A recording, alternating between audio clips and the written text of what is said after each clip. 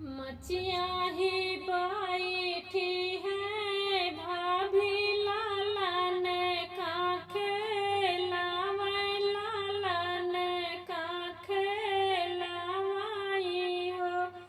ललना धीरे धीरे रोवौआ गनवा नाना दीना ही सुनै नाना दीना ही सुनाई हो। मचिया ही बैठी है भाभी लालन का खेलावै लालन का खेलावाई हो। ललना धीरे धीरे रोवौआ गनवा नाना दीना ही सुनै नाना दीना ही सुनाई हो।